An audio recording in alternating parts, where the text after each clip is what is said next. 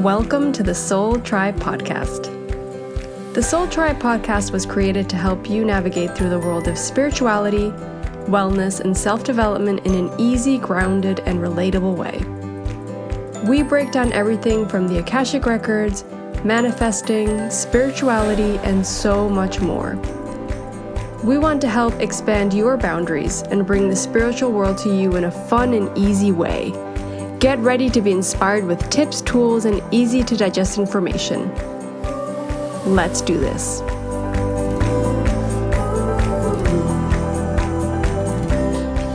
All right, today's episode, guys, is with Kristos.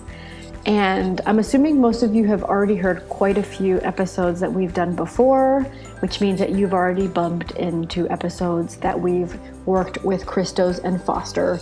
If you haven't, definitely go back and find them because they are really worth listening to. But if obviously you're not new to our episodes, you know that we love Kristos and you guys know that we love Foster. And Lorena and I saw that Kristos was doing a bunch of new courses, and we started seeing that there were subjects that we definitely wanted to talk about in the podcast. And of course, if he's talking about it or teaching it, we trust him fully and we wanted him on to talk about those things. So this is one of those episodes where we kind of get into things with Kristos, and as usual, Kristos has a lot of things to tell us, really interesting information. And we're so happy that we get to have time with him. And no time with Kristos is enough time, if you ask me. We could go on for hours. And, well, you're going to start listening to the episode, and when we reach the end, you're going to realize that Kristos leaves us with a cliffhanger, which we haven't recorded that episode that he's going to promise us. So I'm very anxious to get the stories from Kristos. So when you get to the end of the episode, you'll know what I'm talking about. But he kind of leaves you with a to be continued kind of aspect, and I can't wait to hear the continuing of what we were talking about. But meanwhile, all the other information he gave us during the episode was amazing. Our conversation with him was so amazing, so enlightened, and the time just flies by. Like, usually we plan to do an episode of 45 minutes and we sit down to talk to Kristos or Foster. It ends up being an hour and a half easy, and if here on Earth time didn't exist the way it does, I think we'd be on for 5 hours. But yeah, it is what it is. So enjoy the episode, guys. And I promise you, we are going to do that episode that's coming after this with him. So we're not going to disappoint. Love you guys and enjoy. Kristos, thanks for coming today and talking to us about all your amazing projects. And you did a course about the Akashic or Akasha and astral travel. Is astral travel and astral projection the same thing? Same family, different cousins. Okay. Okay. What is that? I have no idea what the difference is. Me neither.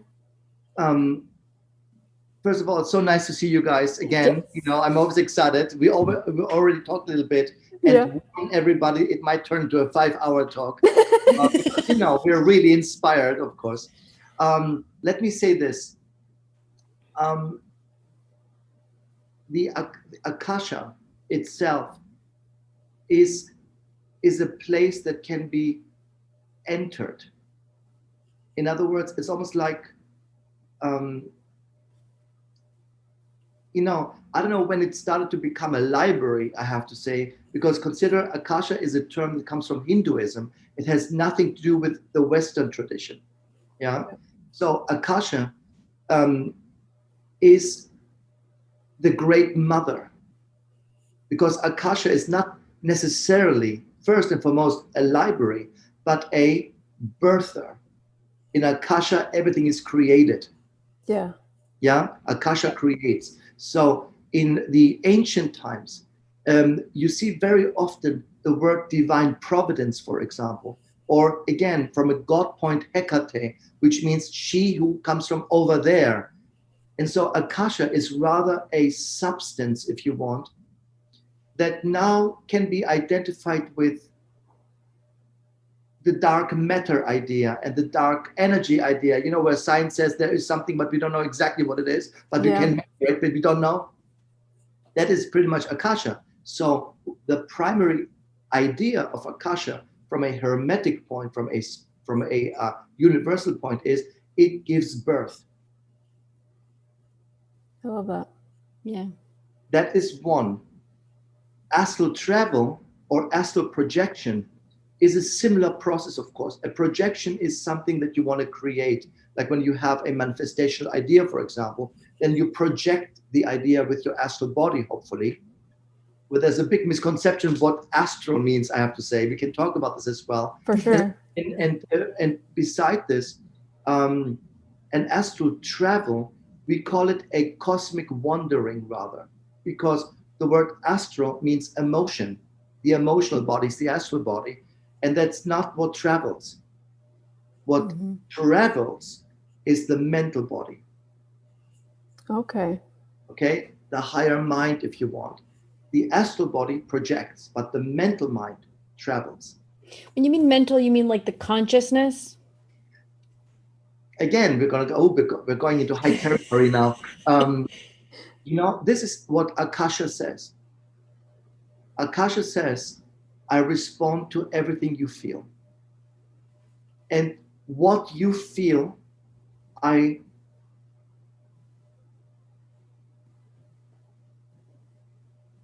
birth for. In other words, if you have an emotional desire, for example, a goal, and you put it into the Akashic desire, into the Akashic realm, it's not like it's cooked for you or something, it's manifested for you.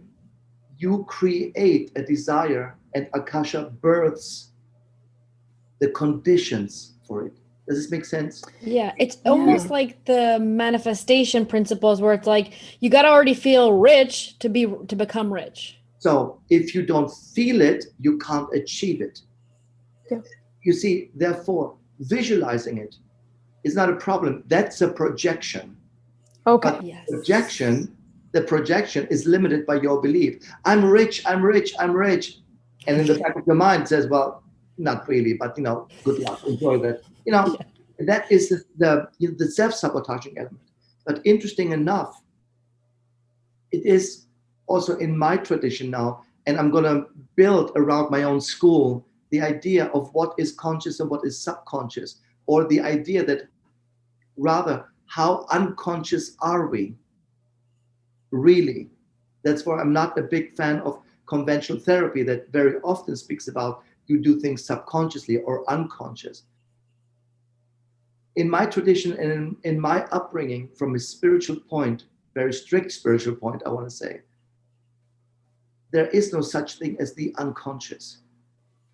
Even if you say, I'll do something, there is a conscious moment to do it, because when you have a result, a spiritual result, a physical result, a manifestation result, you've been conscious. And if it's just a second, but nothing unconscious can create a emotional result. You know what I mean? Yeah. You have to be conscious. So what about sorry. Yeah. Like what about somebody who has trauma and they've blocked it and they forgot it? So it's left the conscious mind, but it seems to still be in the subconscious. But the emotional memory is active. Because you'll act out on that, right? Because the feeling manifests. What Akashic manifestation is the manifestation of emotional response. So here is now the idea, and thank you for this question, because we're going to go a little bit into clarification right now. When a trauma is subconscious, then why does it create physical results? In other words, why do we repeat the trauma, right? And the psychologist or the therapist says, well, it's unconscious behavior. But it's a manifest emotion. So how unconscious is it? You see, and in the Akashic tradition, so to speak, the way I learned it, nothing is really unconscious. It can only be in degrees of emotional dominance. Okay. So something can be so traumatic that it dominates every other emotion. You know where it's coming from. That's why we do therapy, right? But the dominance emotion overshadows everything else. and that's what manifests. And that's when people say, I always end up with the same kind of man. I always ruin myself. I always get sick. I always do this. Why am I doing this? Well, this is where I always try to help people first, because they blame themselves. It's not your mental fault. It's not like you're choosing it. You would be crazy to choose this, of course. No one gets up and says, no, a little head-on collision would be nice today. You know what I mean? No one, but when it happens, there is an emotional dominance which is about to manifest. And like it or not, conscious or not, that emotion is conscious on its own. And the universe or Akasha is in a constant state of birthing. Constant state of birthing. And that's where the library comes in. The library, you are the library. And Akasha will choose the appropriate birth according to your library. What experience is it you haven't done yet? Oh, that one. So I'm giving birth to that. And so the library is being birthed while we're reading it. But it can only be understood individually. In other words, you will not experience necessarily always the same kind of life. Otherwise, reincarnation would make sense. But according to what the universal providence says, this is what you need in this physical realm to experience. I'm birthing pages in your book for your service. And you will read every page. You understand? You will read every page. So when I did my very first Akashic journey, let me call it Akashic journey, it was really more an astral travel process that I ended up. I saw a book. Lo and behold, there's a damn book. Okay. It's the library, So there's my book, and there is a bunch of empty pages in between my book. I thought, of course, 8 billion books, I got the broken one. But I realized in that moment, these pages are not yet written. Yeah. Because you have a choice what to co-create, co-birth. I don't want to say, you understand? Akasha is a constant, pregnant state of idea, of consciousness, of desire. Doesn't understand good, doesn't understand bad. It has nothing to do with it. You see? Yeah. We got free will and free choice when we incarnated. Now get over it. That's it. But you see, Akasha started to become, from a Hindu point, more of a library idea where everything is written already and that's it. Not necessarily. Not necessarily. It is a writing process, a manifestation process with options. And the probabilities, like Lucia likes to say. Absolutely. So again, imagine we would come with a Akashic book that, that's your soul, that's your life, now go live it. It's almost like acting. Then incarnation would be much, much easier, because let me see what crap happens today. Oh, great. So I need the loser, and I need the miserable guy, and I'm going to drop this anyway. So let's just go over it. Bing, bing, bing. Check, check, check. Great incarnation. That's not how it happens. You see.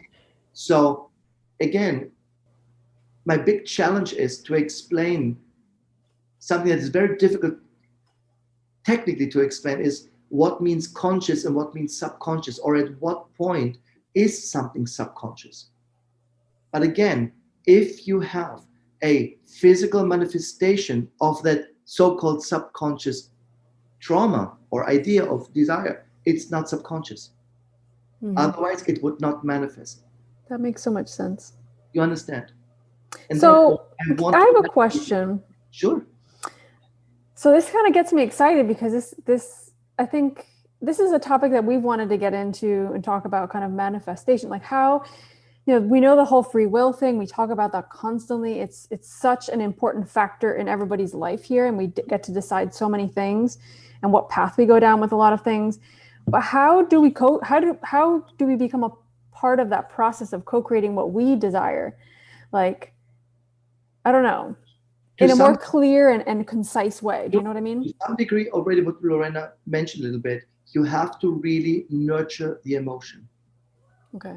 You have to nurture the emotion.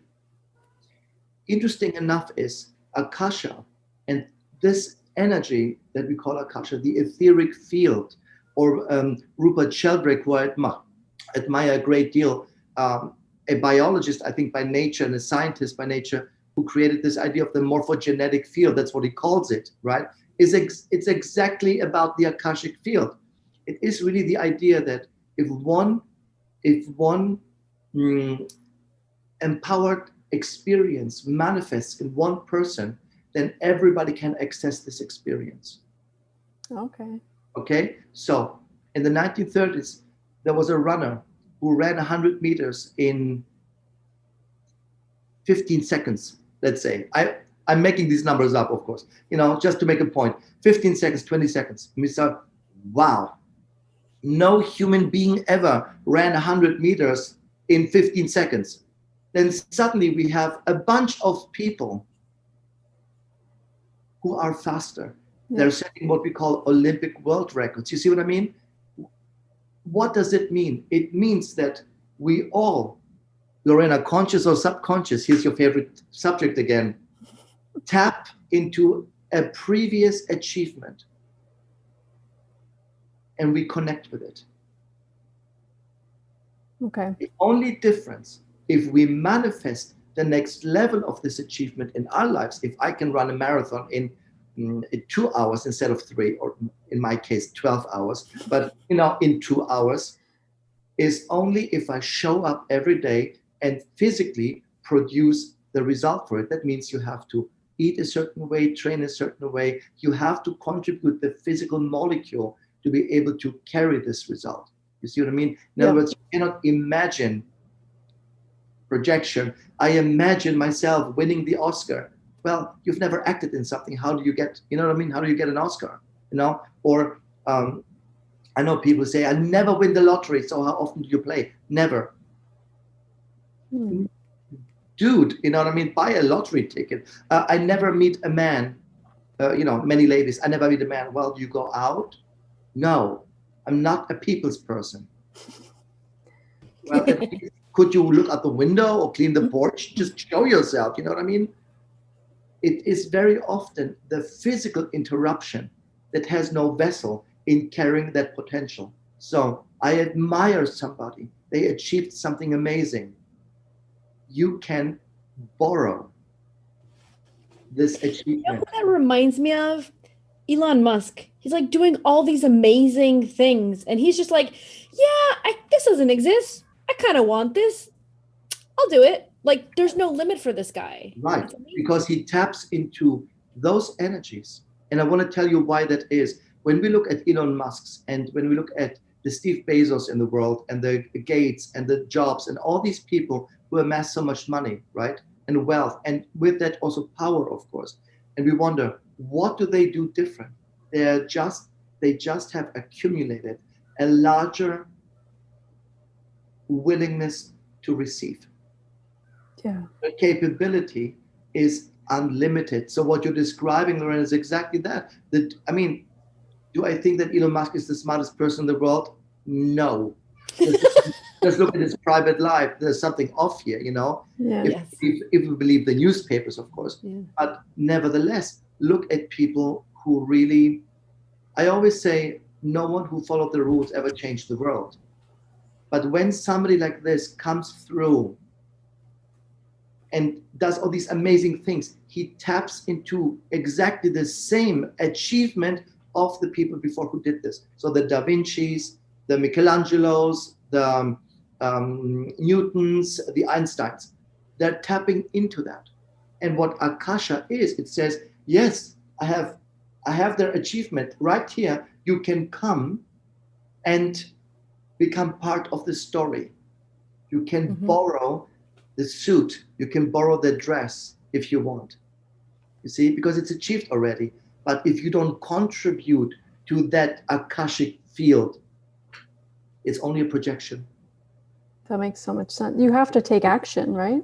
You have to take the physical action so that your physical molecules and atoms actually are, open for that. Because they say, oh my God, she wants to be a model. She wants to be a supermodel. She wants to be an actress. She wants to be rich. She wants to be an inventor. She wants to fly a plane. Ready. She's not doing anything. She's not doing anything. Yeah. You see? And that's what Akasha does. If you are not responding with a physical reaction, it takes the pattern and brings it to somebody who wants it. Oh, wow. That's a nice way of putting it.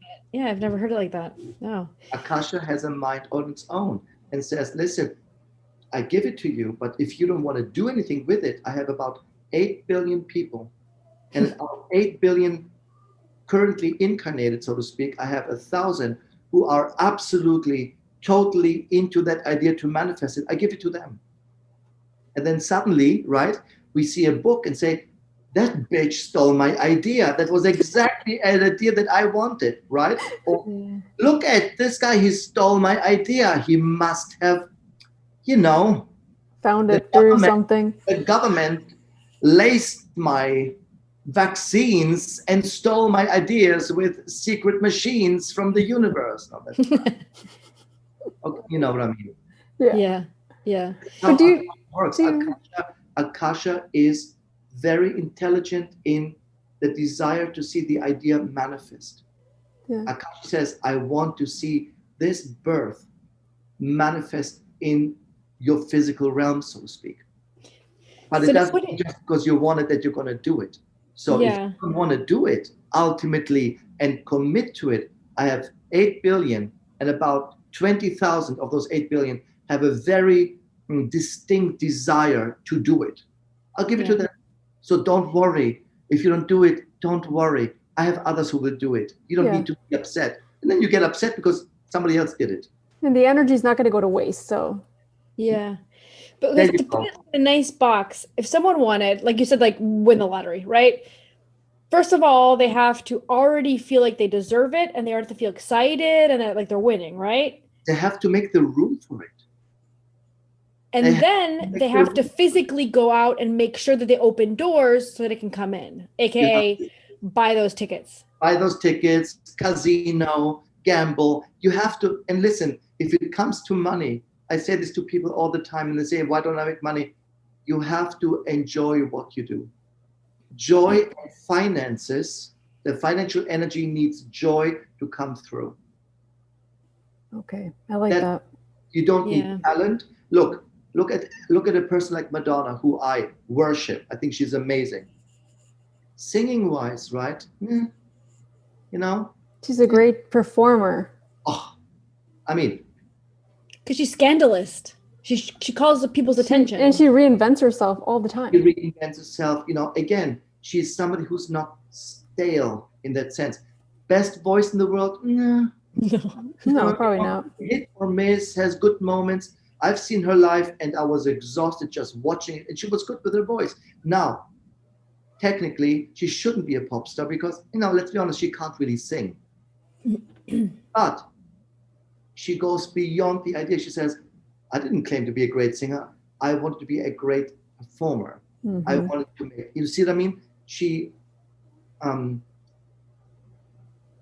rose above the idea of these are the rules that you have to fulfill in order to become a pop star. And suddenly now we have people like Björk, also not classically a pretty voice by any means, but fascinating. Fascinating. Now, you know what I mean? And now we have these individuals who are big stars and pop stars, not classically a beautiful voice or easy music, but yet, you see what I mean? They say, we don't care, we just manifest it. And the manifester has resonance. So that's we call a fan. So even you are creators and your listeners are the resonators to it, you see? And that's how it works. Mm-hmm. Do people we inspire each other to do these things? I guess my question is because obviously we teach the Akashic records to people. We started with level 1 where people can learn to read their own records, which obviously will turn into people being able to read other people's records. But do they need to connect to the Akashic records to have access to this, or is this just like available to anybody? Do you have to be like connected to it in some way? Do you know what I mean? No, let me describe it like this. If the Akashic records are a restaurant, really expensive, 22-course meal, $600 plus wine plus tip plus tax, right? You're at $1,000, say, can't afford that. Then you will stand outside the window and look into the restaurant. You know what's possible, but you believe you can't afford it. So you need to feel worthy of it, you mean? If you say, I'm going to do anything I do to get this damn meal into my stomach, I want the physical experience, you're going to do anything possible to get the money together, to get the appointment, to go into the restaurant and say, okay, and now serve me up with it. So it depends on from what perspective you're looking at this idea. So to answer technically your question, can everybody access it? Everybody does already. Yeah. Everybody does. But Lorena, there's a concept. We've been trained, let me say the word brainwash, now it's a very ugly word, brainwashed to believe that we cannot. Yes. I totally believe that. We see that all the time with our students. Yeah. Because the biggest illness in our world is the conviction that was created. I don't want to go conspiracy theorist here, I don't want you to think I watch many X-Files, but there's the church, of course, and certain governmental sources have always been very interested in not exposing knowledge, education, culture, reading and writing, for Christ's sake, to too many people, because then you would not be able to control them. So we have grown up with especially the religious context of guilt, shame, and fear.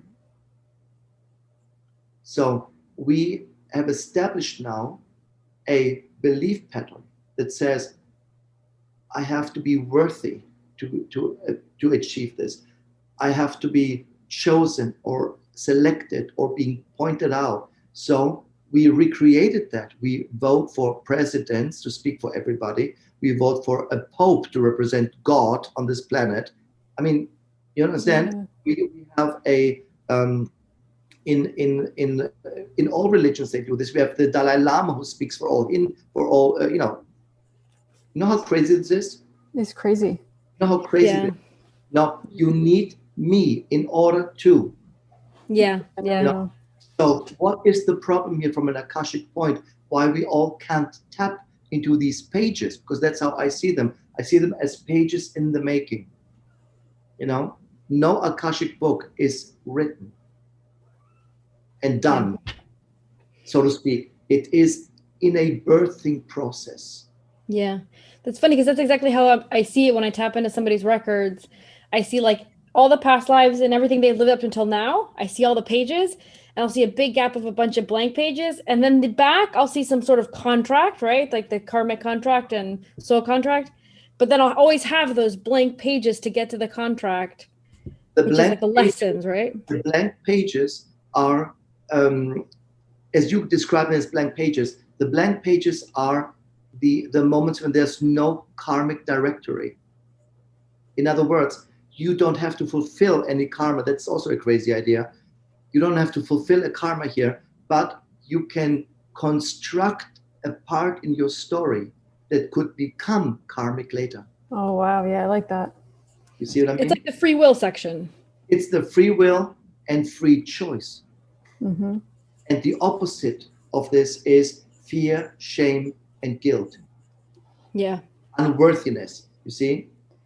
And this is why I believe, and I hope so much that in my lifetime, I might be able to see a revelation of sort. We like truth, right? A revelation of sort that people understand. I really don't need to rely on somebody to have access to my source. But for this, we have to all contribute to really be able to abandon the idea of a crutch. Religion is a crutch, of course. Spirituality is a crutch. Systems are a crutch. You know what I mean? The moment we realize, why am I even holding this walking stick? I can actually walk. I don't need it. When you get to that level of awareness, you are in dangerous levels of freedom. Yeah. Yeah. True. Dangerous levels of freedom, you see. And therefore, accountability is the key in our field of work. You know, we have to teach people first and foremost, yes, this is Akasha, yes, this is your theme, your past life, your this, but now you are responsible and accountable for everything you do with that. Because I've seen so often in sessions, please don't do this, please don't do this. They go and do it anyway, and then they complain that they didn't follow the advice. And well, you know what I mean. Well, again, this is also free choice. So they say, you know, I was kind of afraid you would get mad on me. I don't even care. I don't even care what you do. You know, you made a choice.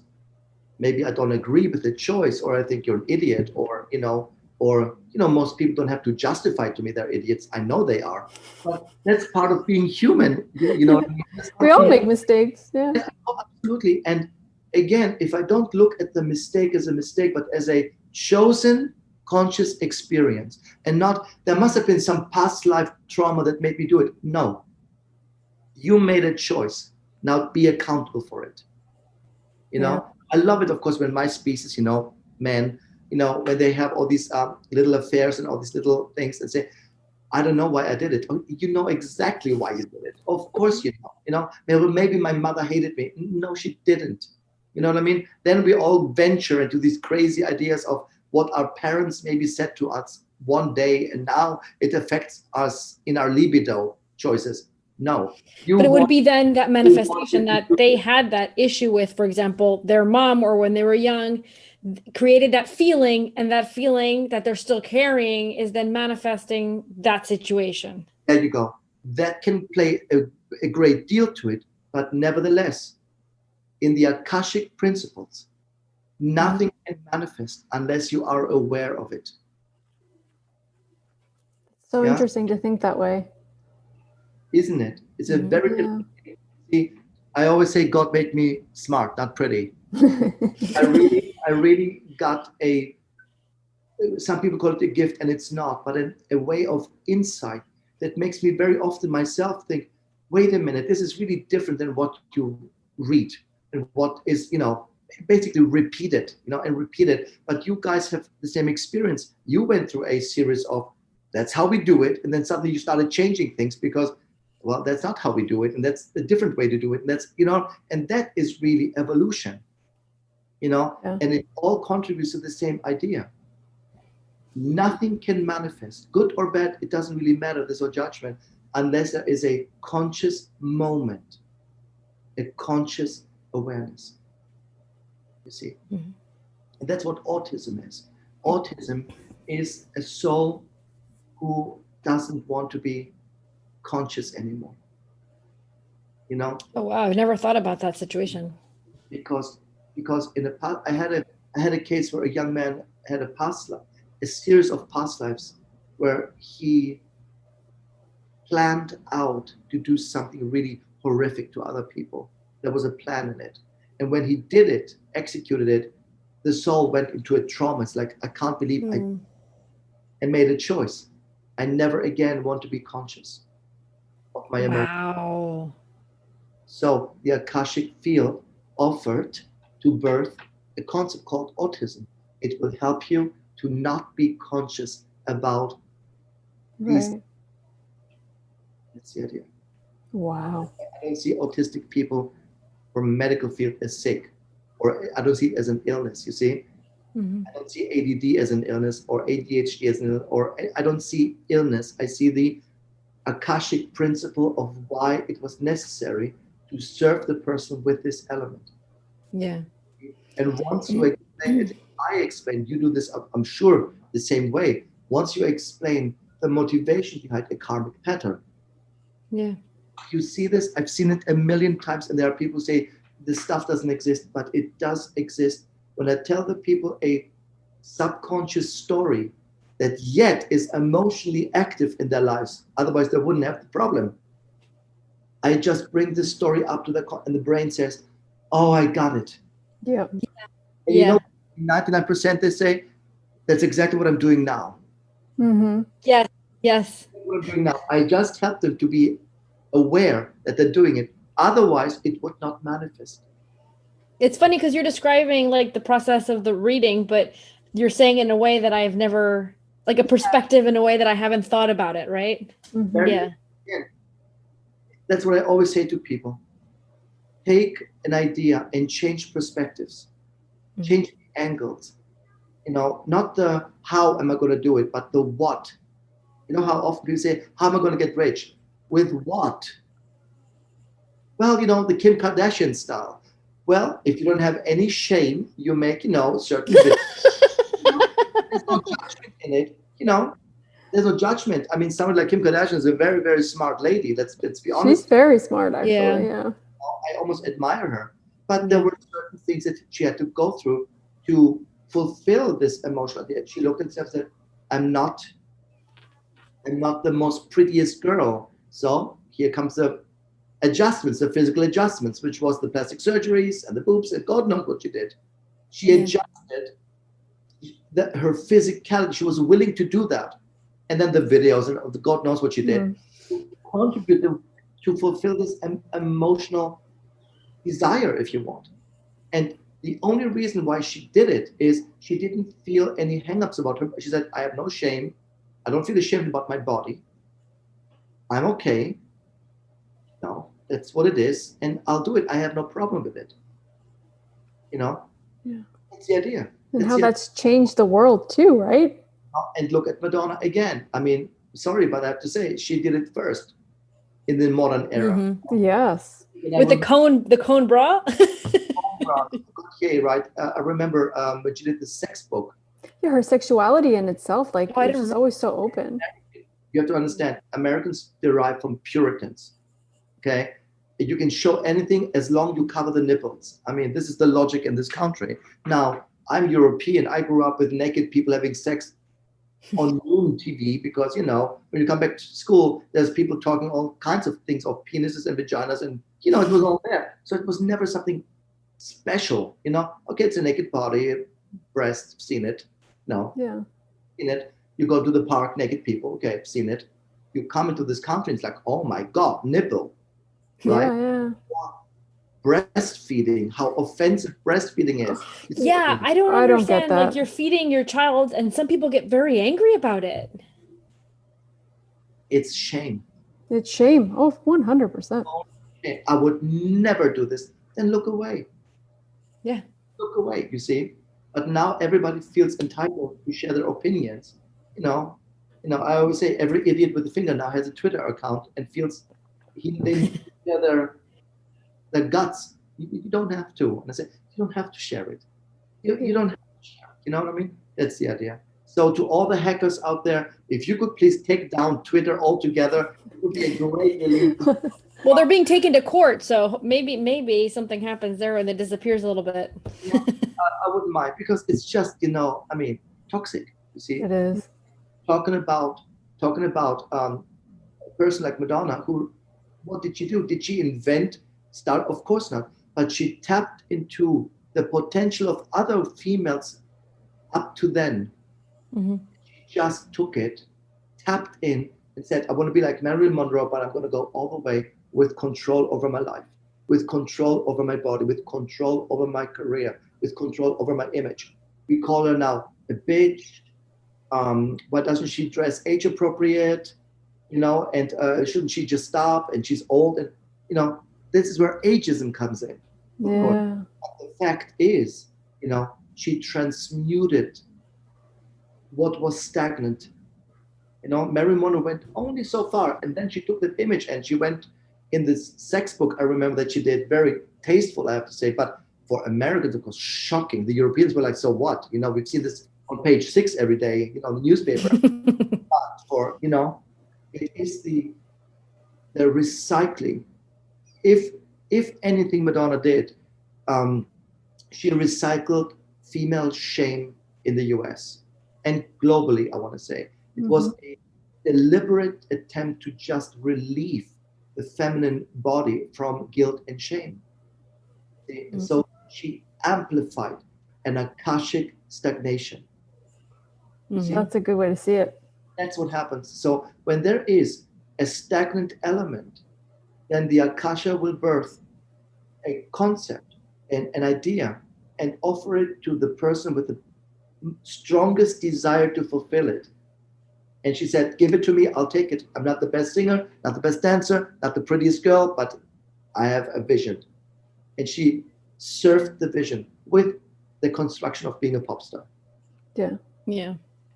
Yeah. So cool to look at it that way. I love it. I love it. You know what Energetically feels interesting. I don't know. Yeah. And I'm wondering, okay, so now we know you have to feel it, you have to physically go out of your way to make it happen. Where, to complicate things a little bit further, where does astrology, how do I match those two things together with like looking at your astral chart, for example? If that could be answered. I don't know. You see, astrology must meet here alchemy. Because the Akashic principle we can find really in the identity of what we would call difficult to describe in a chart, because it has to do with your ability to birth and to create. So for me personally, the 12th house, the spiritual house, so to speak, is obviously a appropriate home for Akasha. But Akasha gives birth to the chart. Yeah. It's not part of the chart. You see, again, what Akasha does non-stop is birthing. Is birthing. So in Kabbalah, for example, and in many mystical societies in the past, it's been called the Great Mother. And in alchemy, it's called ether. We have four elements and the divine one, right, which is consciousness. So what is Akasha? It's consciousness. But it's a consciousness that is out of good or bad. It doesn't function in these left or right elements, but in constant state of balance. And out of balance gives birth. Gives birth. So human mind creates desire. Some human minds create emotional desire.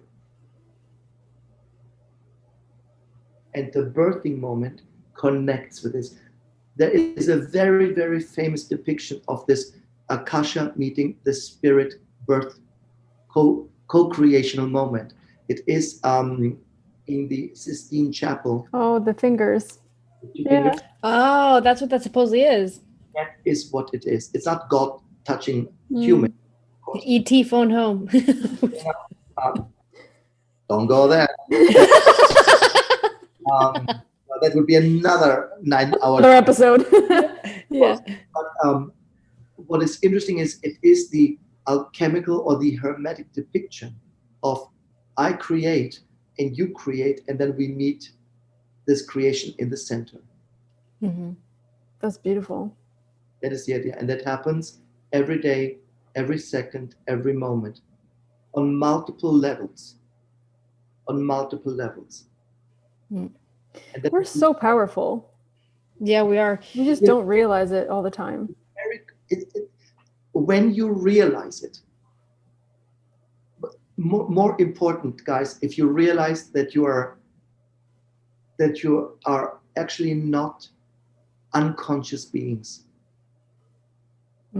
That unconsciousness is just an element of the consciousness.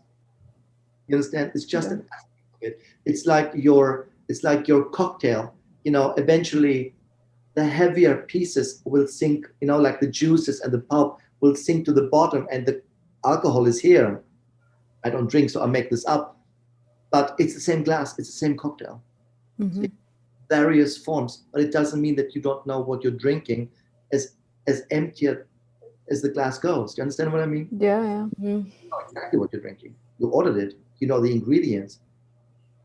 So don't be surprised that suddenly you have a maraschino cherry in your mouth. Say, I didn't know that was in there. Oh, you ordered it. Of course you did. You see? The complete Akashic awareness of this, that is the first step that I would like you to inspire your people. And I hope this inspires everybody who listens and sees this. You are not unconscious.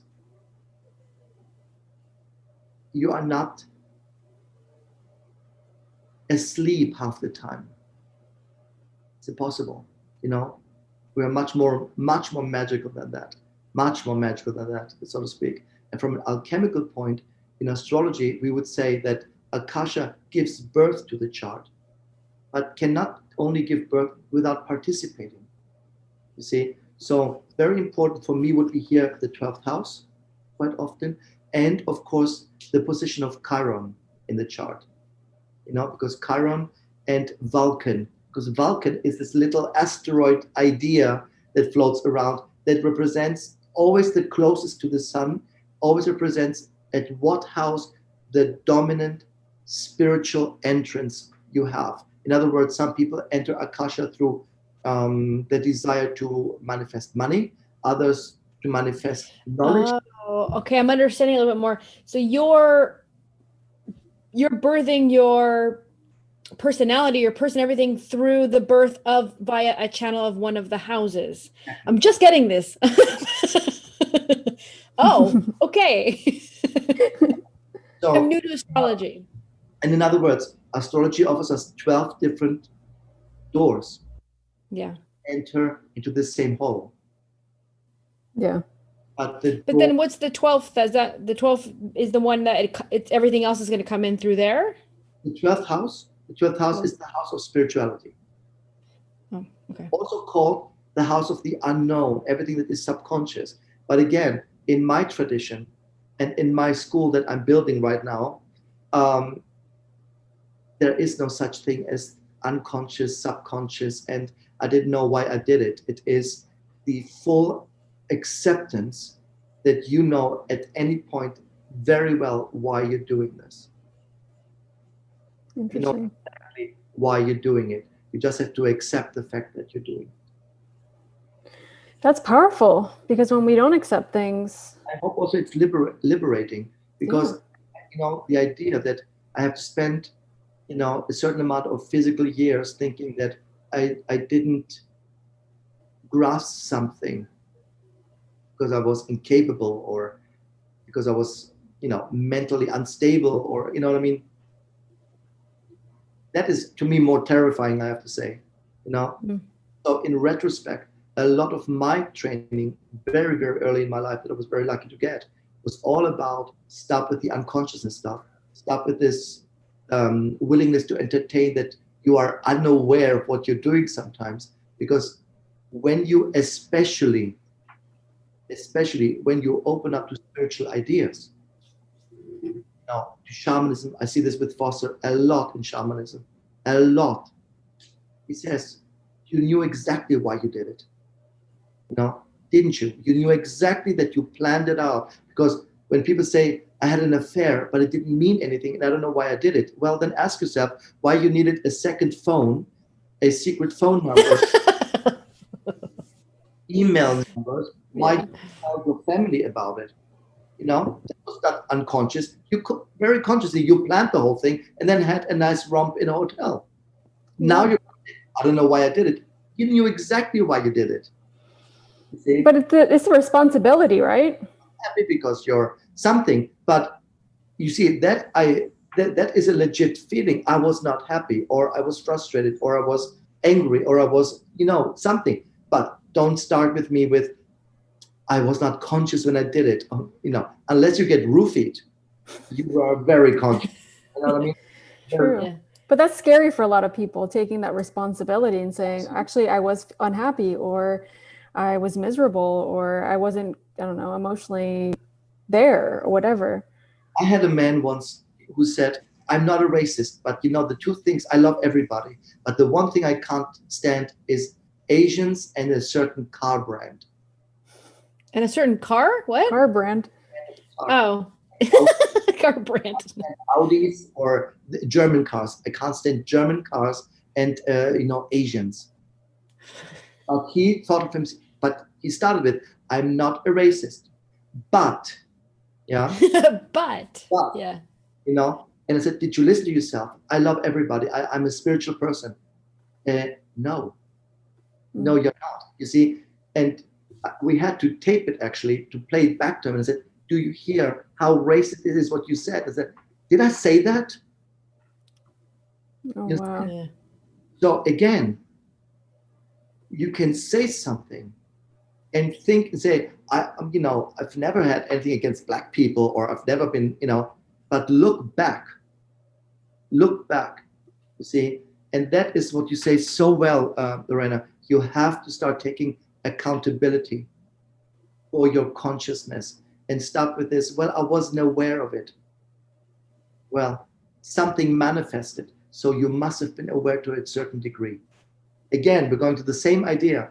The Akashic principle cannot manifest with you, cannot manifest a creational idea if you're not aware of it.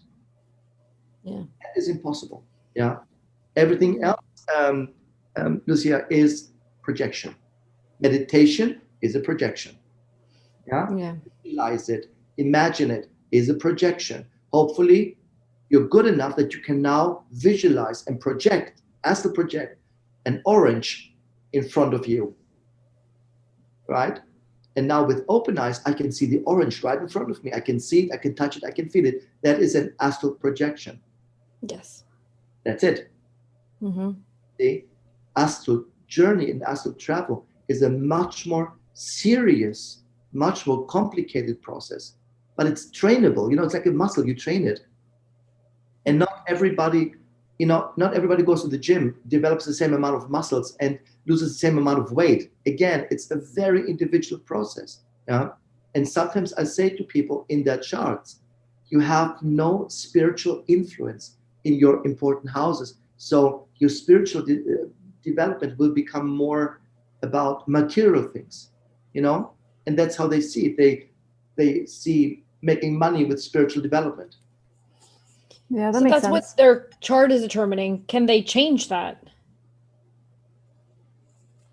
Like looking at it from an astrology point of view. Astrology would say no, because that's your chart. Yeah. But alchemy says the stars direct, but they don't force. Yeah. You see, ultimately, it is about even that idea. We talked a little bit about retrograde, right? The retrograde periods, and now we're reaching a peak of retrogrades. And we all react because now we are trained to believe what retrograde means. It means Communication issues. We believe now that retrograde will stagnate things. But Mercury retrograde, from an astrologic and astronomic point, is an illusion. Yep. Seems as if things go backward. They don't really go backward. You got it? Yeah. That is the idea. So if I start to say, I don't believe in retrogrades because it's not even real. It's not even going back. What does it do? It stops and goes backwards? Of course not. No. It's like when Christians say, Christ was a Christian. No, he wasn't. What did he do? Follow himself? You got to be smart here a little bit. I'm telling you, just think a little bit. That is the idea. It is an illusion. So the moment you look at the chart and you look at the concept of the chart and what it indicates, if you have this is a must. In alchemical astrology, which I learned, is only for the first 33 years. You studied, what is it? Chemical astrology? Alchemical astrology. Alchemical. Like alchemia, right? Alchemia. Alchemia, yes. Mm-hmm. Transformative astrology, which means for 33, 34 years, yes, you have to fulfill the conditions of your chart, but then the chart alchemically transmutes. Oh, wow. It does this literally 4 times, various time frames, but it does it 4 times. So I was born in the house of Cancer, so I'm a Cancer naturally, with Virgo rising. Thank God, that's what makes me. I love it. But I am now in my 50s, and now I turn much more into a Leo. Much more into a Leo. So we transform into the next sign, if you want. Oh, so what what time of your life does that happen? Like approximately? Is it always 33 and then 50? It is mostly in the 30s. 33, 34 is usually a time when I see a shift in most people. But it Wow. can also happen. It can also happen in cycles sometimes of years of 9, every 9 years. Like for example, in Foss's life, at the age of 9, he had this transformative alchemical process. Mm. So what he is now was determined by the age 9. Oh, wow. Yeah. For example, I had mine at 32. I had Is mine. that kind of like your Saturn return? It is. It is the transformative alchemy of Saturn return. What Okay. returns then? What Mm. it returns? It Saturn return. It's not the same Saturn when you're born. Oh. It's not the same Saturn. You see, you are not the same Lorena or Lucia that 5 years ago. Oh, God, no. That is the idea. So Yeah. the chart, if you look at a chart, the way I learned it, is a clockwork. It's not static, it's moving. That's what they call transits in astrology. Everything's moving, but the movement also projects the development. And the free will. Like, I also believe in that free will within your chart to be like, I understand what's going on here. I understand it, and I choose something. I choose to believe it or not to believe Yeah, it. and to do better or to feel better. Yeah. And I think that's a big thing about like Akashic reading when somebody comes in and they're just being confirmed, they're being repeated what they already felt like they wanted or knew.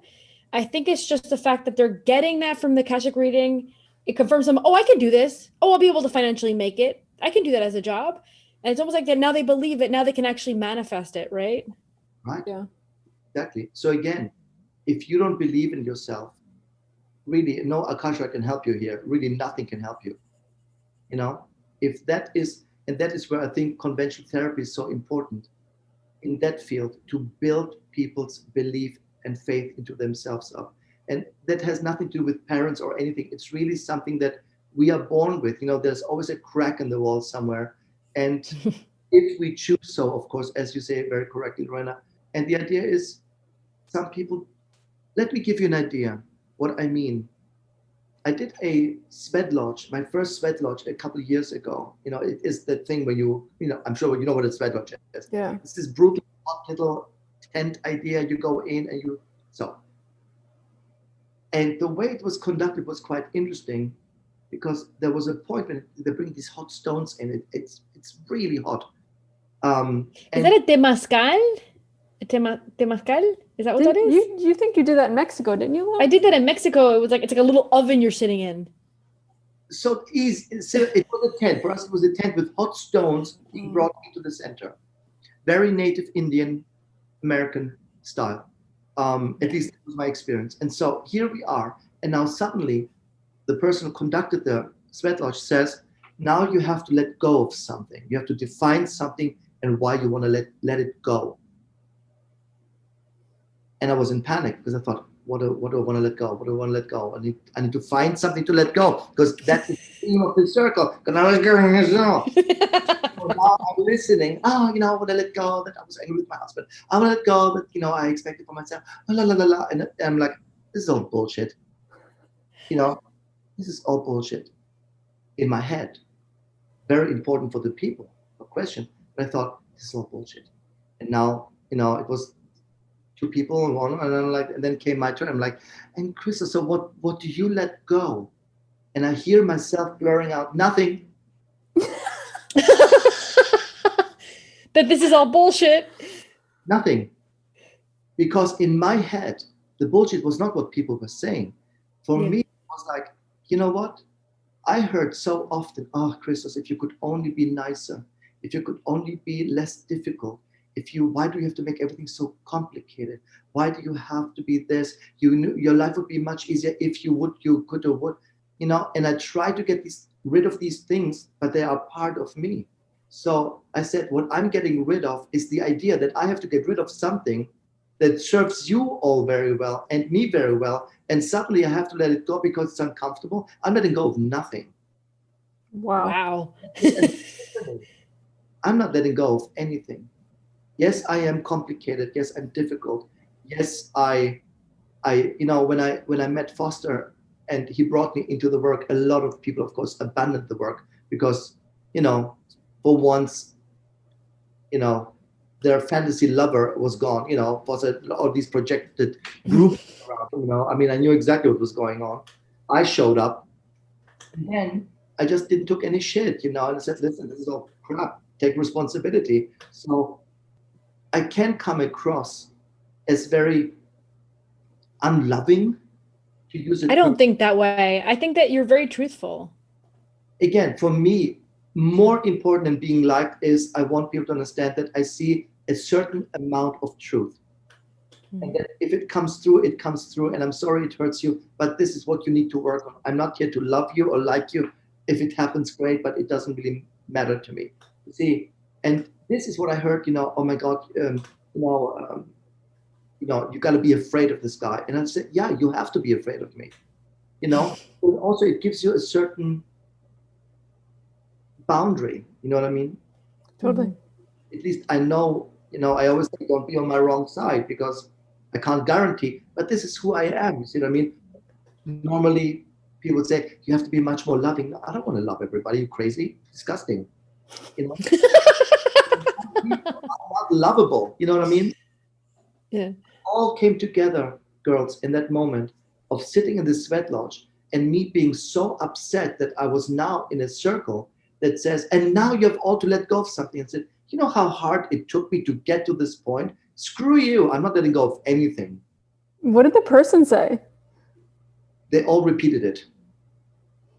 They all Did what?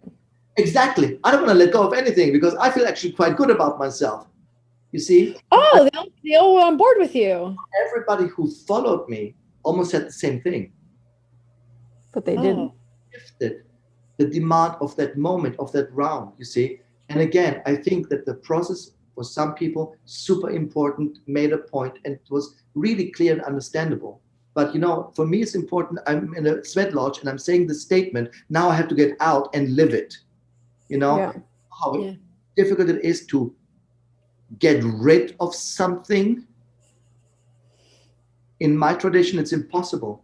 It's like amputating something. Rather, we take responsibility for it. So we say in my tradition, you created it, you take care of it. I like that. Your beast, your monster, your addiction, if it's your bad moods, you created them. One way or another, influenced or not, it doesn't really matter. If you contributed to that creation, I'm not going to get rid of my anger. It helped me a lot to survive. I'm not going to get rid of my aggression that I have sometimes. Quite aggressive sometimes. I'm a Mars being, I like to be forceful. I'm not going to get rid of that, but I'm going to control it. Sometimes when it boils in me, I'm like, sit down, shut up. Like a dog. Okay, it's enough. I hurt you now. Sit down, shut up, quiet. Sit down now. But I'm not going to get rid of it just because I don't like it. And this is in Akasha a very important element. There is no way to get rid of something. Akasha does only one thing. Great. I give you and make sure you're accountable for what I give you. And the integration of that responsibility. That is what we see with people who I admire so immensely when they go through alcohol addictions and drugs and God knows what, and then have a moment when Akasha provides them with an empowerment. And they say, oh no, I did all these things. And I did it. I know exactly what I did, why I did it, and how I did it. But I choose to take care of it as much as I take care of all my aspects.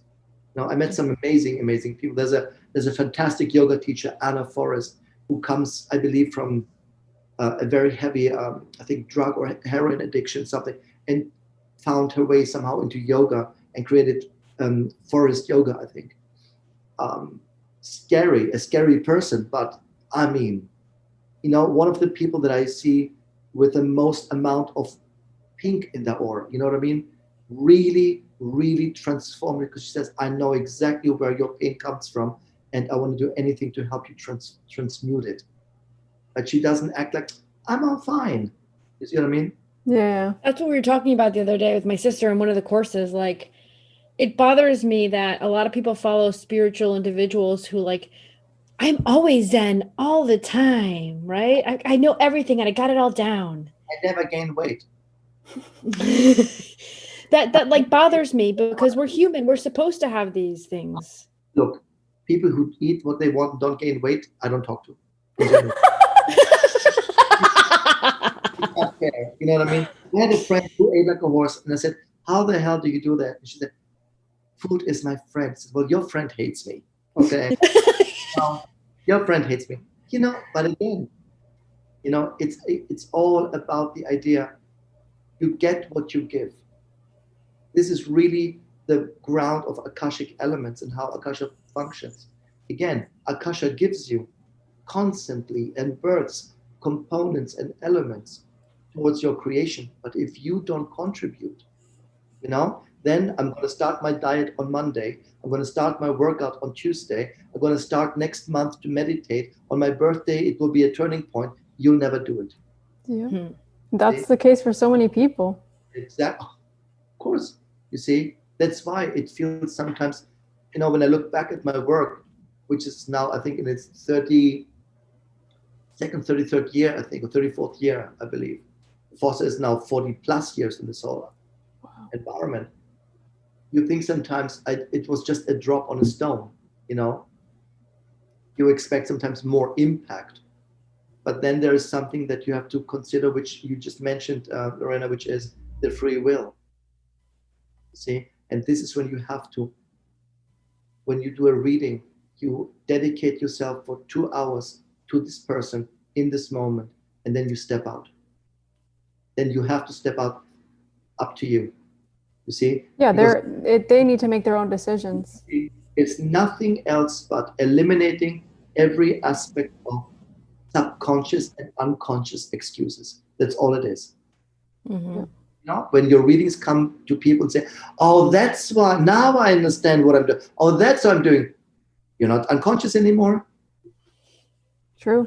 You're not unconscious anymore. Therefore, the reading must manifest because you're not unconscious anymore.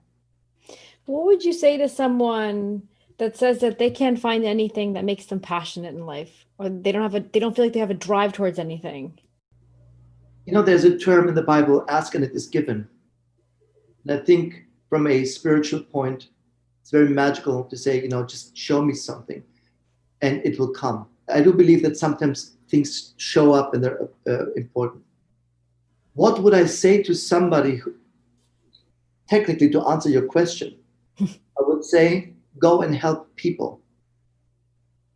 Because I think the moment you offer an hour of your day, an hour of your week to the benefit of somebody else, you're making a difference in somebody else's life. There is already passion in it, the willingness to do something for another person without asking for something back. Mm-hmm.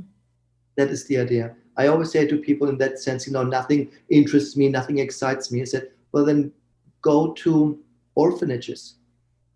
Become a clown for hospitals with children who have cancer and become the daily clown who comes and, do something that has nothing to do with you, because obviously I understand these people very well, by the way. Some people only find fulfillment in their life if they see they have contributed to the fulfillment of other people. That experience, it's not necessarily material fulfillment or gratitude, which we all rarely will get it, I'm sure, at the end of our physical life. But it's that feeling that I contribute to somebody's life deliberately. And that also can become more than a passion. It can become a mission. So very often I say to people, you can't find a passion, then find a mission. Because a mission like this rarely is passionate and exciting and fun. Because I'm going to go to this orphanage now or to this homeless shelter, and with people who have nothing, you go home and you're much more grateful. Yeah. And it's hard to see that too. Absolutely, much more grateful. I find that I find that I've seen those cases, and they tend to be people that are masculine or sort of men. I find that that happens much more with men for some reason than women. Women usually have something they're really, really passionate about or focused, whereas there's a lot of men that are very lost. I think also, I can agree with this. I have to say, men are trained to fulfill a role. Let's be honest here. The Yeah. provider, the protector, mm, you I know, never thought about it that way, but yeah, that's true. Yeah. it's less, when a man comes to me and says, I want to know more about myself from a different perspective, other men almost see it as a weakness. Something's wrong with this guy that he needs now a psychic or a reader or an astrologer to find out he's damaged goods, so to speak. But I don't even need to go that spiritual necessarily. In US, going to a therapist is like going to a hairdresser or to a manicurist. There's nothing special about it. And people even say, I have a great therapist for you. People openly talk here about it. When you go to Greece in 2020 and say, I'm going to a psychologist, people will talk behind your back. Really nice. She's nice, but she's a little, she's going to a psychologist. you know it's seen as you have something seriously wrong with you. You see, we're not talking about psychology, about spirituality at all. This is just analysis, to have somebody who helps you reflect on your thoughts and your actions, which I think analysis is a wonderful thing, especially Jungian analysis. I see it's a great value, a personal myth and a personal story that we're telling to ourselves, and how much is truthful, how much is not. So I see a lot of value in it. As long it ends at some point, endless therapy. No, I'm sorry. You're building your therapist a condo. You're not getting anything against this. And we see the same thing. We have people who started with us, me and Foster individually and together for 10, 12 years, and then they disappear. In other words, they don't need me anymore. Is that wonderful? It's amazing. Yeah, that's amazing. I mean, if you need constantly people again and again, your job is to make sure people don't need you. I'd like to be with you. So when I have sessions that, honey, there's nothing wrong with you. What do you need? She says, I just enjoy so much talking to you and getting these insights and getting little moments, but I'm in a very good place. This is the goal in spirituality, that you're not needed, but wanted. Yeah. That is Aw, that sounds so sweet. Yeah. so, because sometimes she say, how often can I do this with you? I said, because if I would let them, I would have them every week here, And I always say, I can't take control of your life and say, please do it. No, please do it. No, I cannot. And I don't want. No. But the more that truth and that freedom that you girls are mentioning is a part of the contribution in your work, the effect will be that the people say, I got everything I needed. I'm so well. Thank you so much. And you never see them again in that sense. And when they return, and with Foster now, he's seen a return of his old clients. We're talking about 25, 30 years. I'm ready again for that. Isn't that amazing? Whatever you learned, it helped you for 30 years. That's amazing. Yeah. And there's a great honor and a great, I feel always very humble because people say, I just recommended something on my last workshop, and the woman who had this high blood pressure says, I don't know, should I take it? I said, just take it, it will help you. She said, I took it and it dropped my blood pressure to a normality. Thank you. Yeah. We're talking about blood pressure, you know what I mean? But when somebody is for 20 years on blood pressure medication, then I recommend oxygen and it goes down to normality within a day, and stays there. You see? Now this woman doesn't need me anymore. She says, I got exactly what I needed to keep my pressure under control on a balanced level, and I can go on living my life. Amazing. That is the idea. Therefore, I always say this, I am highly allergic to any kind of guru. Now, when I met Foster, he had all these groupies around him, first in line, he's like, oh God, what am I doing? I'm like, I'll chase them away for you. And I did. I scared them away once they realized, he's GAY, Yeah. That was a big awakening, I tell you. An Akashic burst of a bubble. Like, Is that? I'm like, look at how can you? I mean, you know what I mean? That is the idea. That is the idea. So for me, the concept of Akasha and entering Akasha is less a process of let me read what the hell is going on and get some info. It's much, much more. What co-creating process takes place? It's really the word birthing, you see? And you can communicate with Akasha. I always say if God and the devil would play football, then Akasha would be the football stadium. Yeah. So even the idea of God, gods, goddesses, demons, angels, if you still believe in that, guys, back in line, kindergarten spirituality. There is no such thing as, labels. Yeah. They're a force of nature. It doesn't matter what we call them. There are forces of nature. When you kindly and with a nice attitude approach these forces, trust me, you become Akasha. You know what I mean? And that is what is Atlantis? Atlantis was, we are Akashic beings. We create constantly and co-create until human race said, so thanks so much, we are so great, we don't need the divine concept anymore. And then it all went to shit, basically. And I don't even believe in Atlantis as a physical place, because that's unimportant to me. It is the etheric substance that they drop. It's like all these mystical places in the Himalayas that kind of exist but not exist, but they're kind of like Shambhala. Is it a real place? Kind of. Kind of. Is it physical? No, but it's something in between.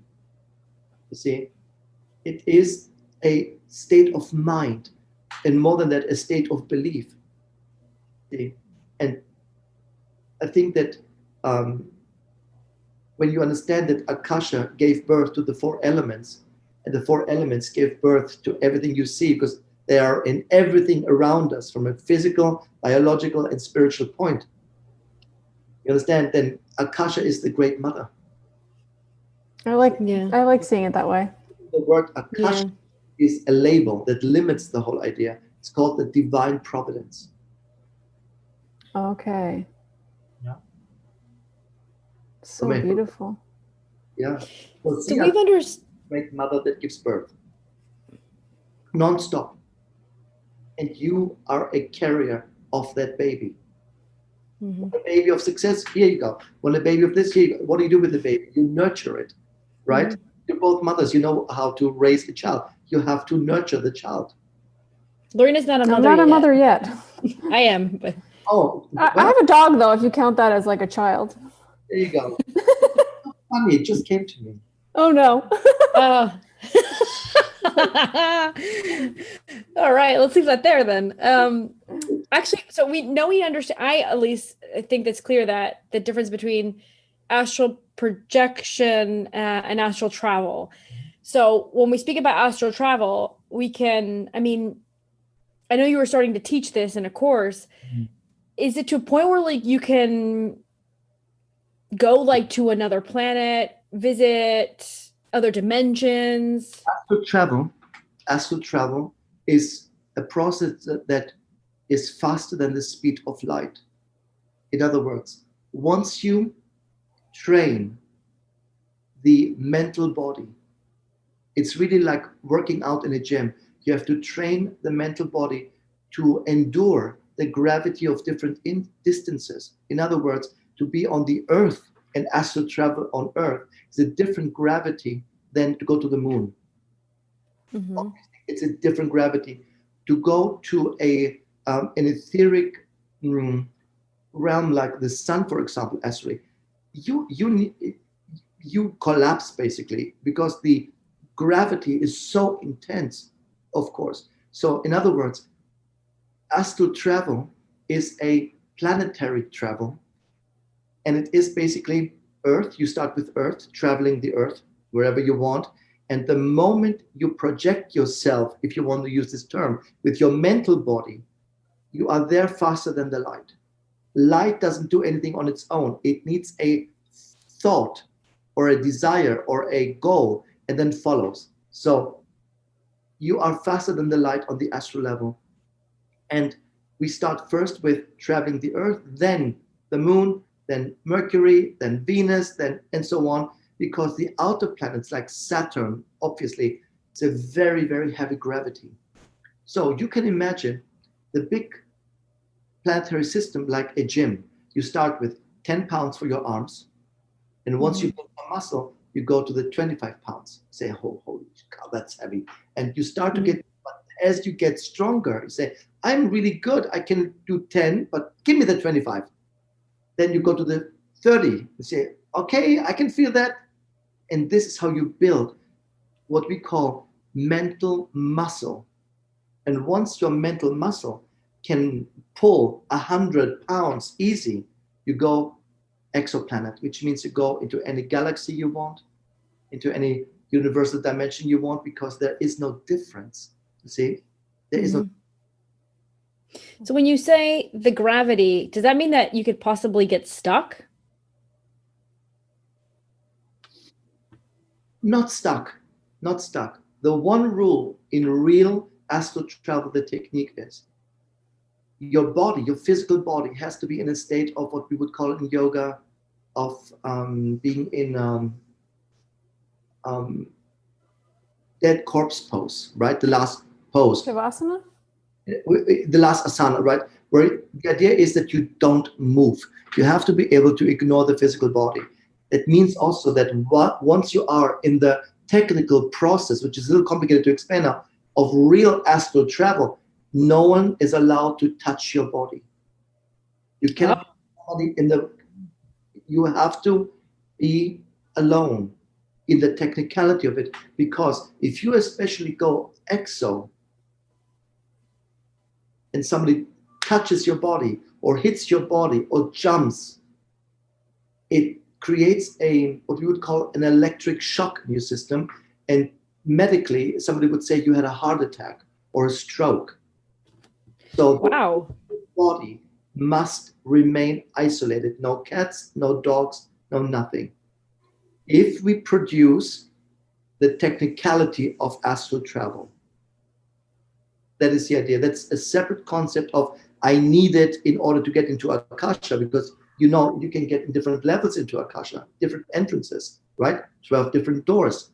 But if you really, really, really go into the technical process of practicing and executing astral travel, your body cannot be touched, or it will feel to the etheric connector, like a band, if you want, like a silver cord, so to speak. It snaps. That's death. Then it's death physical. Yeah. Wow. Just by touching the person. Do you ever had the experience you're almost sleeping, but not really, but you're also not kind of awake and kind of in between, and you feel like you're falling out of bed and almost? Yeah. That is the feeling. That's the feeling. The spiritual part detaches, the body is not ready yet, goes in and out, and the body reacts with panic. It's like, oh, boom, snaps it back. Wow. So the body's panicking and calling back, snapping back. The body says, time to come back. Right. Time to come back. Energy has changed. Okay. That's kind of scary, though. It's a serious process. That's why when people say, I do astral travel all day and I go there and there, I don't believe it. Because when I ask them about the conditions, how they do it, no, it's just not that I put it down by all means. When they get results, I don't care. But it's technically a meditative journey or a shamanic journey rather than a real astral. It demands a different training, guys. It's really a different training. It's not even complicated, but it is not for everybody. And again, if you're afraid, look, Lucia, I have people say, I'm so afraid to meditate because I don't know if I come back. I'm like, where the hell do you think you're going? You know what I mean? We're talking about meditation. It's the best feeling ever, meditation. It's so good. Absolutely, absolutely. You know, it should be mandatory, you know. Yes. You know, in Islam, they do it 5 times a day for good reason. Such a smart thing to do. Prayer, introspection, come back to yourself, align. We should all have, not Islam, but you know, any form, religious or not, a moment of coming back to ourselves. That's why I always say meditate twice a day, 10, 15 minutes. Just close your eyes and come back to yourself. Yeah. Yeah. So again, Lorena, technically, real astral travel is and can become a dangerous thing. But the result of the training, and I got this training when I started at 10 and I was done at 14. That was my path. Everything I know, I got from these journeys, from this astral wandering, where I met and connected with what I call superiors. I don't call them demons or angels or spirits or all that stuff. It's all crap. Forget all that. Doesn't really exist. They are forces of nature and intelligent forces of nature. And I call them supremes or superiors sometimes, or experts even sometimes. And I connect and say, how can I explain to somebody? I did this the other day. How can I explain in this interview the easiest way what Akasha is? That I'll help you. I help you. And so when you guys say, okay, I've never seen it this way, that's an interesting take. My job is done. You see, but information I got on that level. That's the idea. That's why I always say to people, avoid most of the books right now, because they're all basically being just rehashed materials of rehashed materials of rehashed materials.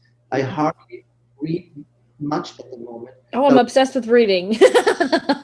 Because it's just like, okay, again, you know, again at this idea, you know, I guide you to a bridge, and then I say, well, you've got to build a bridge. Then what's the point of, you know what I mean?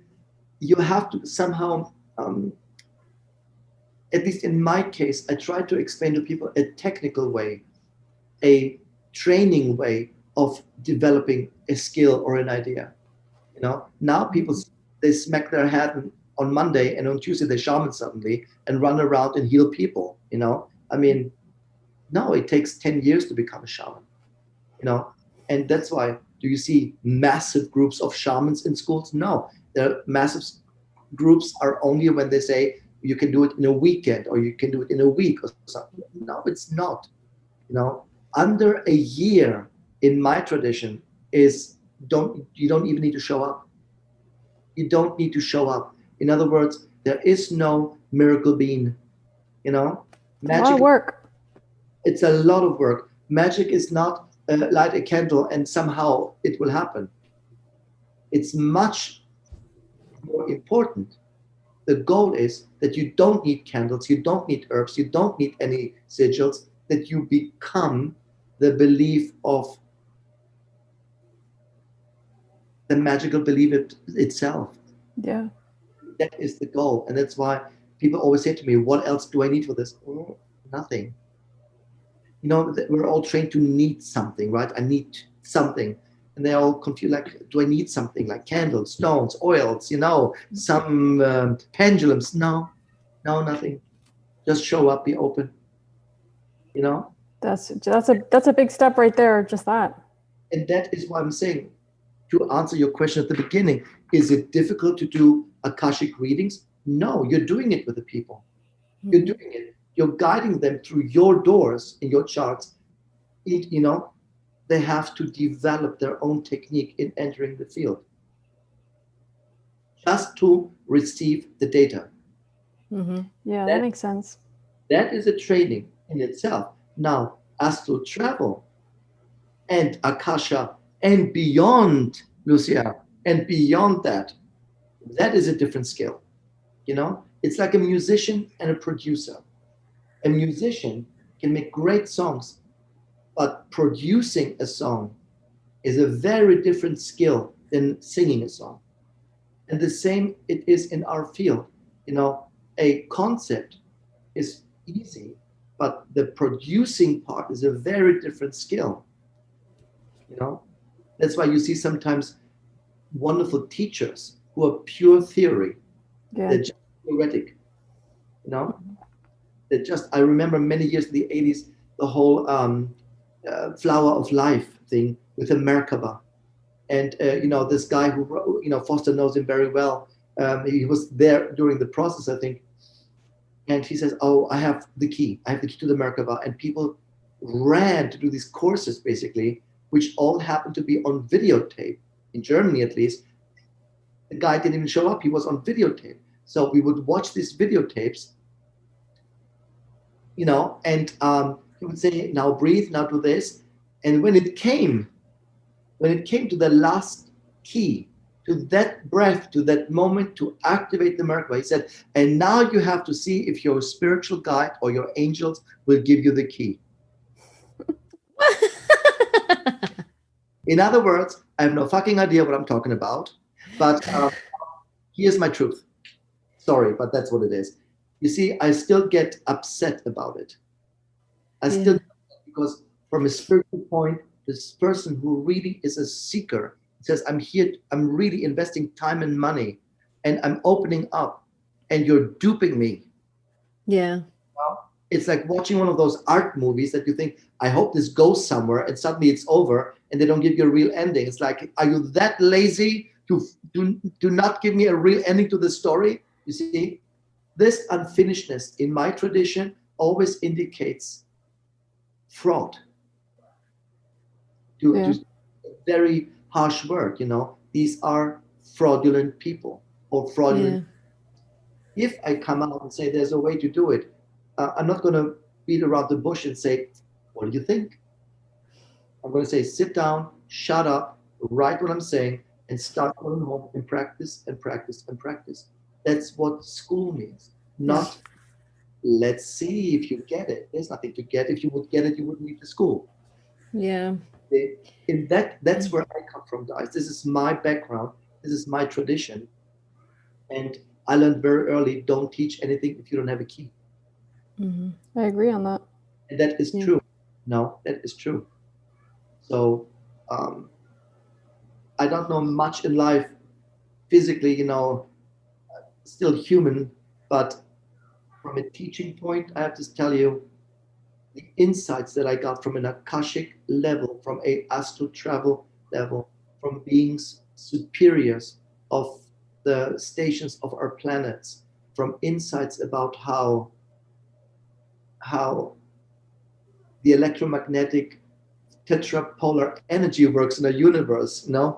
Go figure out what that means now. So much insight that I could understand. Also, this is another thing with Akasha. It will not give you something that you can't understand. Yeah. Because that would be cruel. Yeah. I finally made it to Akasha. Now I get something, I don't get it. And Akasha says, ha ha ha, too stupid to get it. That's cruel. Akasha will only give you something that you can handle. Yeah. Otherwise, you wouldn't get it. And you have to be in a conscious, emotional state, even if you think it's not the consciousness you like. Yeah. Therefore, no, I totally get that. This means I don't like that consciousness. That's all it means. It doesn't mean it's not active. It is active when you have a result. Therefore, unconsciousness cannot manifest. Mm-hmm. By law, it cannot happen. Yeah. Something that falls down cannot fall up. Exactly. So if it's not conscious in its emotion, it cannot manifest. If it's conscious in its emotion, it manifests, like it or not. See? And that alone gives you a different take in how to approach the idea of Akasha, because Akasha will manifest to all of us different. Mm-hmm. All of us different. It's like when I did my first Luciferian experiments, I thought, I want to see what that is, So I went into it and I said, I call you Lucifer, light bringer, because that's what it means. And this dude in a Hawaii shirt and and shorts showed up, and I'm like, I must be in the wrong bus station. He said, no, it's me. I'm like, aren't you supposed to come with a fork and the whole thing? He says, you need to. I'm like, know that, well, is it okay if I look like this? So I had a very nice Luciferian moment, you know, and I thought, okay, I think I have to change my perspective of pre, let me say the word brainwashed ideas. Yep. Mm-hmm. Brainwashed ideas. Now, and the same with archangels, angels, demons. Um, they show themselves to me only as nature forces. Mm-hmm. And they will Yeah. take the form that makes sense to me. So, of course, if you are a a fanatic Christian who believes in that, God will punish me, then you will get the devil and the angels in their Christian produced form. Yeah. Yeah. Does it really exist? No. No, it doesn't. You know. Humans need things in boxes to be able to label them or understand them, right? So they need to be shown. And now take them out of it. And now Yeah. out of it. You know how scary that is for most people. I Oh do. my. I do understand very well. It's a lot of compassion when they say, "I can't exist out of that box because I'm um, so surrendered to it." Almost, I want to say, I Mm-hmm. surrendered to that box already. That is when people, of course, go through, cult ideas. It's the end of the world and only we get saved. No, of course not. Of course not. Every 10 years, the Messiah is about to come. Everybody runs out, waits for the Messiah. No one's coming. How embarrassing! Back into the house. I mean, you know what I mean? You know, this world hasn't even started already. We're looking for the end of it. Hmm. So it's fascinating that the idea of boxes, I think, or labels, as you call it, um, I think they're losing now their power because Hmm. more and more and more, there's now a generation now who awakens, Yeah. who awakens. I think that the moment of awakening or wake up is not only a political waking up, but a spiritual, a conscious waking up. And the moment when we realize, who started the story that God is um, male with a beard and everybody has to obey to him, that's it. It's Abraham. You know? And he convinced a bunch of people to convince other people. So, and now we have a guy who lives in the Vatican and represents the divine will. Are you kidding me? Hmm. Are you kidding? You know what I mean? Are you, Mm-hmm. Yeah, you know, and I think that Lorena and I were able to kind of accept the Akashic records and like become readers and come into this path because my mom raised us and said, I'm not going to teach you any religion. You guys, whatever you guys want to believe in when you become older. And I think that's why we were more easily able to get in onto this path. So I think it's been a struggle for those that have been raised under religion, like heavy religion, right? absolutely, absolutely. But now also we get a lot of insight into cults.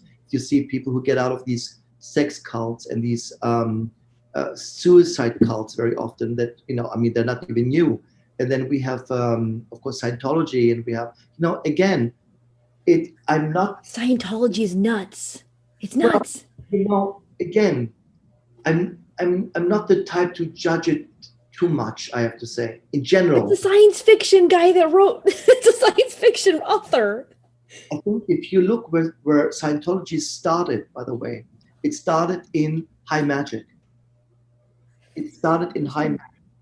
If you look back into where Hubbard begins, he starts with Crowley and with the rocket guy. Literally, they start in the occult.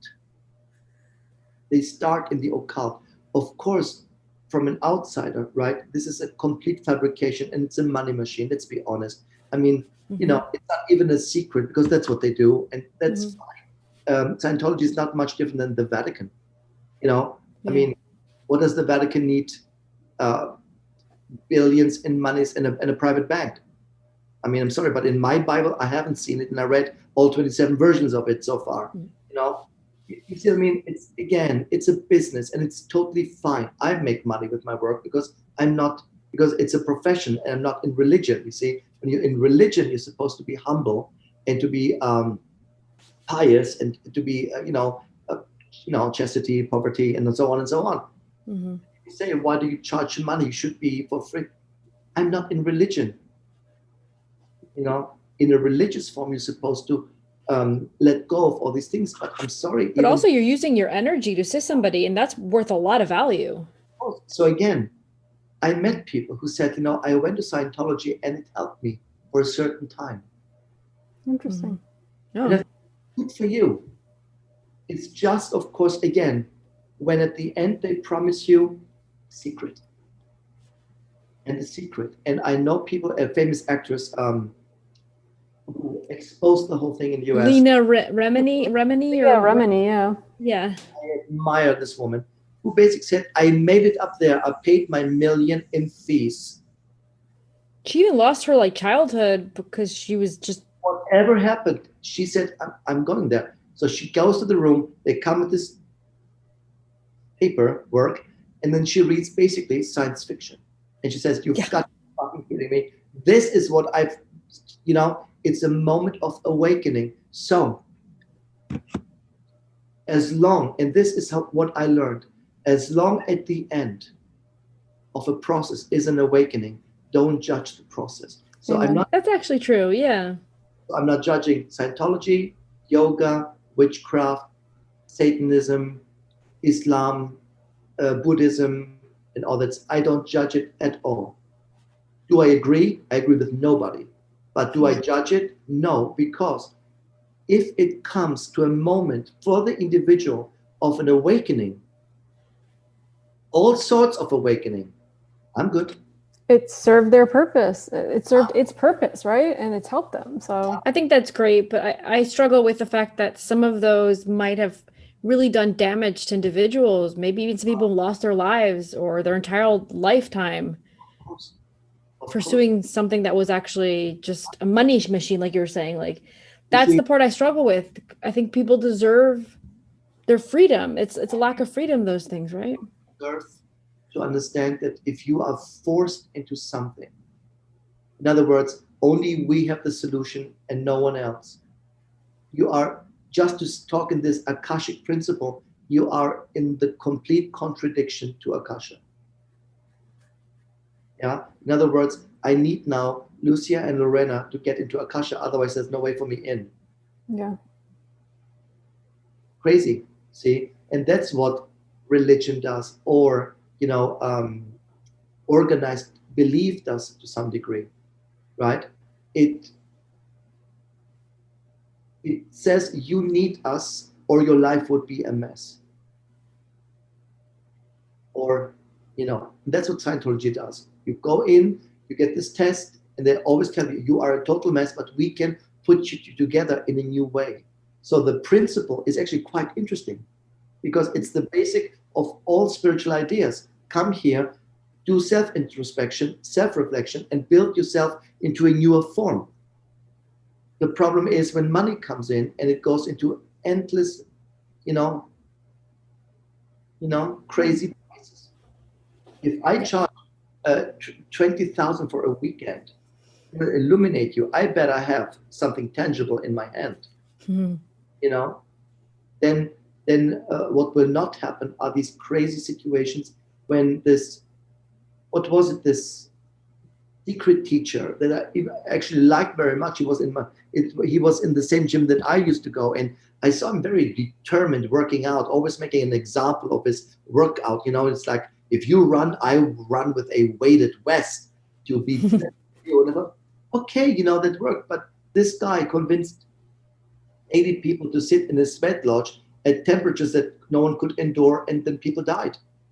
Oh my gosh. It was a big story a couple of years ago, but I think I remember that. Where was that? I don't remember the name, but if you research this stuff, you will find it. And again, that stuff happens all the time, guys. It happens all the time. All the Anthony Robbins's in the world and everything, they're great mental teachers. I call them theoretic teachers. They're also great car salesmen. They talk you around until you finally get to a point. But in a very skilled way. I don't like the method, but I've seen people who go and say, it really helped me. It really got me somewhere. It awakened me. I'm the last person to judge the method. You see? I agree on you.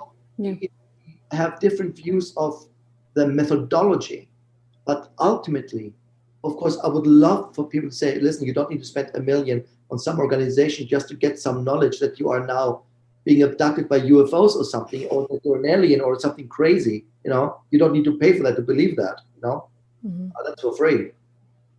But in Akasha, Akasha says, as long the result has served the purpose, awakening, illuminating, enlightening, you see? And look, we're back to what we kind of talked a little bit before we started our recording. Look at the political situation right now. That's exactly what is, because now we know on what side you're standing, even when this is all over. I mean, you're not a fascist and a Karen for 4 years and then you're over. You've been one before, you're going to be one after, and now we know who you are, because for 4 years you're twittering about it, you're talking about it, you're videotaping about it. Now we know who you are. That means after this political situation is over, we know who our neighbors are, who our families are, and that doesn't change anything. Okay. That's what happened. A great illumination, a great exposure. I never liked black people. I never liked this. I never liked that. Oh, really? That's new to me. Oh, yeah. And the president says it's okay to do it. Good to know, because once this whole phantom is over, you're still a fascist. You're still a Nazi. You're still a racist. It doesn't make it go away suddenly. This is the very painful way to determine our society. That is going to happen. Yeah. It's gotten to that point though, so. We are what, like 2 weeks away, or 2.5 weeks away from it? Oh my gosh. So crazy. It's crazy. Well, we don't want to take more of your time. Yeah, we've been talking to you for hours. But I want to do another episode where we talk about aliens. What about aliens? Well, I'm starting to read about how our DNA was manipulated by the Anunnaki and all this stuff. I've been reading that. So what's your perspective on that? You believe that we are coming from the monkeys? Huh? You believe we're all descent from the monkeys? I don't know exactly what I believe, but I think it's like a mix between they grabbed some monkey DNA and they shoved some alien stuff in there. I don't know. They made some sort of potpourri there. Let me. That is a very different episode. We can definitely go in. Have you ever met aliens? I don't think I have. I met two. I don't think I have. But were they in a human body? Yeah. Oh yeah. Yeah. Very aware, very conscious, very. Did they know they were aliens? Yeah. Yes. Oh yes, of course. You see, real alien experience always will be around a weird sensation of distorted reality. Okay. It will never, when you're in the presence of a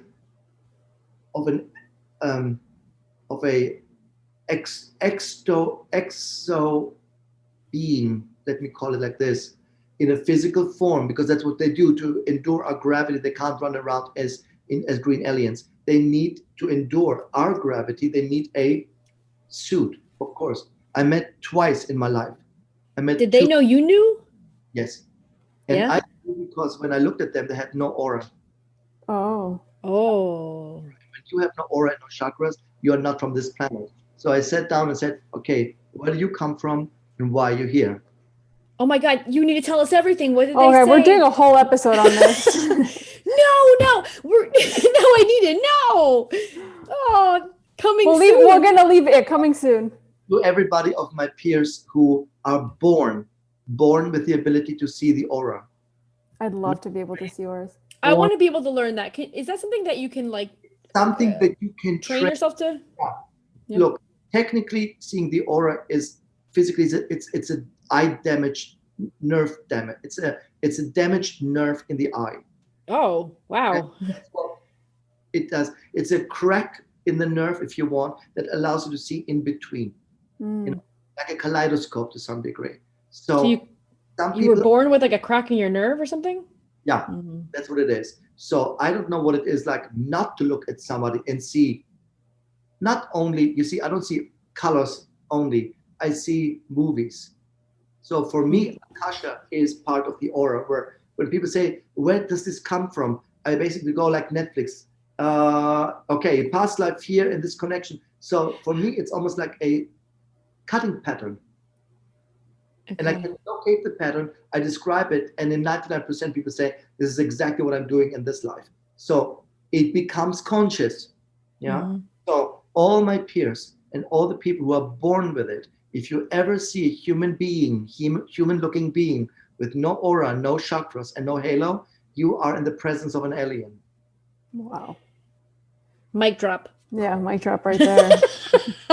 Bam. Yeah. But so the aura thing, are you switching it on and off, or is it something you can't avoid seeing? Is it annoying to you to see all the time if you see it all the time?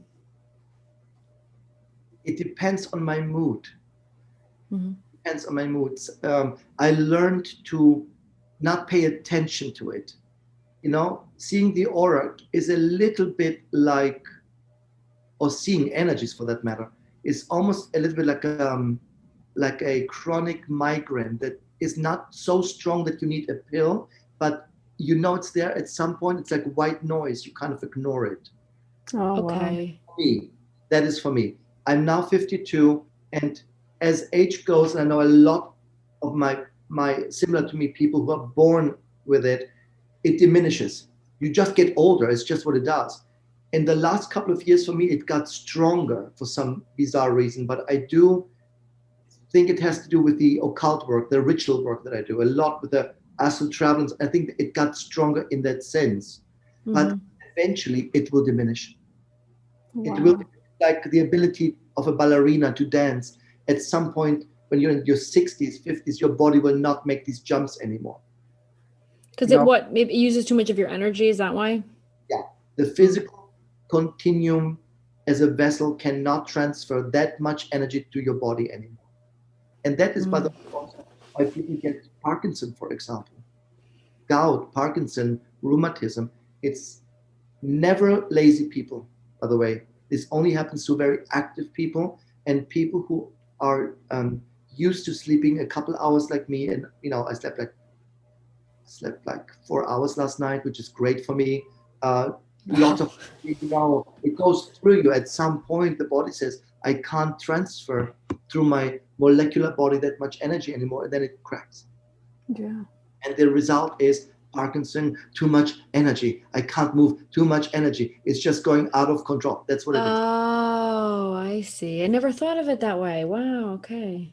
So again, where do I know this? I went to a astral journey and asked a superior of neurologic medicine. I said, what the hell is this? And he said, it is overloaded spiritual unused energy and the unacceptance of the human mind that I am probably not going to fulfill my contract anymore.